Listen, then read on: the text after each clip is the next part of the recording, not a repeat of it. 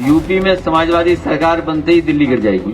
तो अखिलेश यादव भी कह रहे हैं कि यूपी इलेक्शन के बाद मोदी सरकार गिर जाएगी, लेकिन अखिलेश यादव इकलौते ऐसे व्यक्ति नहीं है जो इस तरह की बात कर रहे हैं। इससे पहले अरविंद केजरीवाल ने कहा, राहुल गांधी ने कहा कि 1 साल के भीतर सरकार गिर जाएगी। तो क्या देश में ऐसे हालात बन चुके हैं जहां पर मोदी सरकार गिर सकती है क्या? क्योंकि 2024 का इलेक्शन हमने देखा, वहां पर मोदी सरकार कमजोर जरूर हुई, बैसाखी पर जरूर आ गई, लेकिन अभी भी ठसक के साथ मोदी जी अपनी गवर्नमेंट चला रहे हैं। लेकिन विपक्ष कहीं ना कहीं अब पिछले कुछ वक्त से यह दावा कर रहा है कि मोदी सरकार के गिरने का वक्त आ गया है। तो क्या ऐसे हालात देश में बन चुके हैं जहां पर ऐसा हो सकता है? करेंगे बात, लेकिन उससे पहले अरविंद केजरीवाल का यह बयान सुनिए। पंजाब के चुनाव के बाद मोदी सरकार गिरेगी, देश के अंदर मोदी सरकार का अंत पंजाबी करेंगे, मोदी सरकार का अंत पंजाब के लोग मोदी सरकार का अंत करेंगे।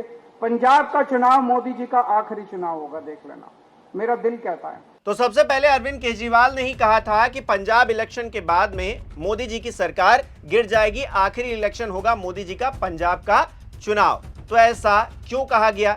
कुछ लोग तो कहते हैं कि राजनीतिक तौर पर माहौल बनाने के लिए अरविंद केजरीवाल ने ऐसी बात कही, लेकिन जब इसी बात को दूसरे शब्दों में राहुल गांधी ने दोहराया एक बैठक के दौरान, जहां राहुल गांधी ने कहा कि अगले 1 साल में गिर जाएगी मोदी सरकार, कांग्रेस बैठक में यह बात राहुल गांधी की तरफ से कही गई।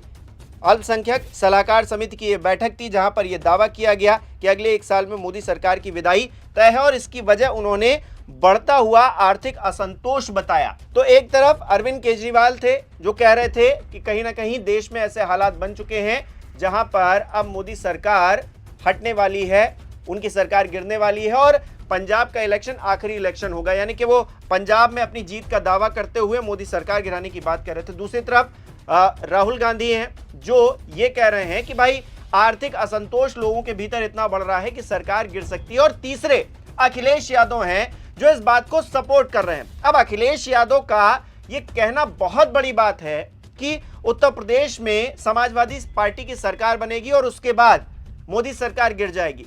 अपने आप में आपको याद होगा 2024 का इलेक्शन, अगर मोदी सरकार बैसाखी पर आई तो इसकी सबसे बड़ी वजह अखिलेश यादव ही थे, क्योंकि अखिलेश यादव ने उत्तर प्रदेश के भीतर कमाल कर दिया 2024 में। इतनी सीटें उन्होंने खुद एक्सपेक्ट नहीं की होंगी कि वो जीत जाएंगे और जीत कर आते हैं।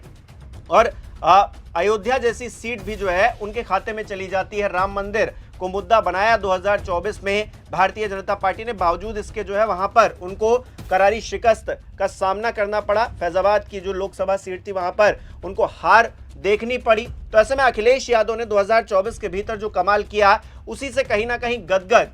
अब वो इस तरह का अगर दावा कर रहे हैं तो भारतीय जनता पार्टी के लिए बहुत बड़ा खतरे का संकेत हो सकता है, क्योंकि 3 बड़े नेता मैंने आपको बताए। एक तरफ आम आदमी पार्टी के संयोजक दिल्ली के पूर्व मुख्यमंत्री अरविंद केजरीवाल का दावा कि पंजाब में इलेक्शन के बाद सरकार गिर जाएगी, पंजाब का जो इलेक्शन होगा वो मोदी सरकार के लिए आखिरी इलेक्शन होगा।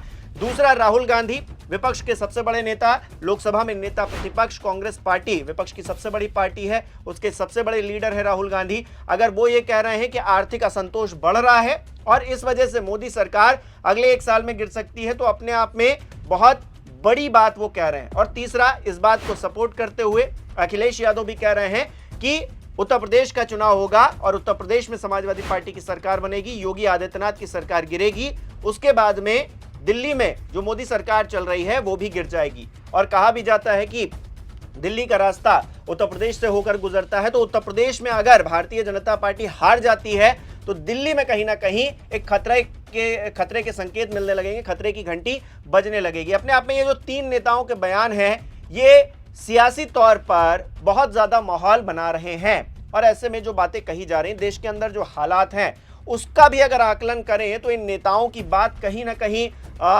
बहुत ज़्यादा सियासी नज़र नहीं आती है, बल्कि जो देश के हालात हैं वो कहीं ना कहीं इस तरफ इशारा भी करते हैं। मैं ये नहीं कह रहा हूं कि मोदी सरकार गिर जाएगी, किसी भी सरकार को गिरने के लिए अल्पमत में आना जरूरी होता है और अभी ऐसे कोई भी हालात दिख नहीं रहे हैं जहां पर सरकार अल्पमत में दिखाई दे रही हो। लेकिन देश के हालात, आम आदमी जिस तरह से त्राहिमाम कर रहा है उसकी एक नज़ीर आप देख सकते हैं। पेट्रोल डीजल के दाम लगातार बढ़ते जा रहे हैं, 4 बार अब तक पेट्रोल डीजल के दाम बढ़ चुके हैं। उधर जो तेल कंपनियां हैं वो लगातार मुनाफा कमाती जा रही हैं। पिछली तिमाही में जो जनवरी फरवरी मार्च की तिमाही थी उसमें तेल कंपनियों ने 41% जो है मुनाफा कमाया। पूरे साल में देखें तो 130% के करीब जो है उन्होंने मुनाफा कमाया। तो ऐसे में एक तरफ तेल कंपनियां तेल के रेट बढ़ा रही हैं और इसके पीछे ये वजह दी जा रही है कि भाई वैश्विक तौर पर हालात ठीक नहीं है और इसी के मद्देनजर हमको पेट्रोल डीजल के दाम बढ़ाने पड़ रहे हैं। लेकिन चुनाव चल रहा था तब तो आपने रेट नहीं बढ़ाए और तब भी देश के अंदर विश्व के अंदर हम देख रहे थे तमाम जगह पर हालात खराब थे और रेट बढ़ा रहे थे। हालांकि यहां पर सरकार पीठ थपथपा रही है कि भाई देखिए हमने अब तक तो नहीं बढ़ाए थे, लेकिन इसके पीछे विपक्ष ये रीजन दे रहा है कि चुनाव थे इसीलिए आपने नहीं बढ़ाया, क्योंकि आपको पता था अगर तेल के रेट बढ़ाते तो एक माहौल बनता और कहीं ना कहीं जो नतीजे आए हैं 5 राज्यों के चुनाव से, असम में जिस तरह से भारतीय जनता पार्टी जीती है या फिर पश्चिम बंगाल में तो अप्रत्याशित तौर पर जिस तरह से जीत दर्ज की है, कोई ना कोई इंपैक्ट उस पर पड़ता। तो कहीं ना कहीं इसलिए रेट नहीं बढ़ाया गया। दूसरी तरफ हम एक और तस्वीर देख रहे हैं कि वैश्विक स्तर पर अब जो क्रूड ऑयल के दाम है वो कम हो रहे हैं, 100 से नीचे आ गए हैं, बावजूद इसके यहाँ पर दाम बढ़ाए गए हैं। तो ऐसे में आम जनता को राहत देने के लिए ही सरकारें होती हैं या फिर अपना मुनाफा कमाने के लिए ये पूछा जा रहा है। और कांग्रेस पार्टी सीधे तौर पर महंगाई मैन का जिक्र कर रही है, मोदी जी को महंगाई मैन बनाया जा रहा है, तमाम कार्टून्स बन रहे हैं उनके ऊपर और पुराने बयान भी निकलकर सामने आ रहे हैं कि किस तरह से मोदी जी रुपए की गिरावट को लेकर बातें करते थे कि रुपए इस तरह से गिरता है तो देश की साख गिरती है, प्रधानमंत्री की साख गिरती है। अब शायद कोई साख वाख गिर नहीं रही है और जिस तरह से काला धन वापस आएगा, हम स्मार्ट सिटीज बना देंगे, किसानों की आय दोगुनी कर देंगे, तमाम मामले हैं जहां पर मोदी सरकार बैकफुट पर नजर आती है। इनके मंत्री संतरी इस बारे में कोई भी बयान देते नहीं है। इनके पास फेवरेट टॉपिक या तो राहुल गांधी हैं, कांग्रेस पार्टी है, इंदिरा गांधी हैं, नेहरू जी हैं या फिर ये पाकिस्तान को ले आएंगे। दोस्तों, आज सत्ता की आंखों में आंखें डालकर पत्रकारिता करना मुश्किल हो गया है। हम पर मुकदमों से लेकर चैनल को बंद कराने तक का दबाव बनाया जा रहा है। मुश्किल दौर है लेकिन हम हार नहीं मानेंगे। इसीलिए 4 PM को ज्यादा से ज्यादा ज्वाइन करें और स्वतंत्र पत्रकारिता को जिंदा रखने के लिए जितना हो सके हमारा आर्थिक सहयोग करें। उम्मीद है कि आपके सपोर्ट से ये जंग हम जीत कर रहेंगे। कहीं पर भी आप देखिए तो ये पाकिस्तान का जिक्र कर देंगे और पूरे मामले को मैनिपुलेट करने की कोशिश करेंगे।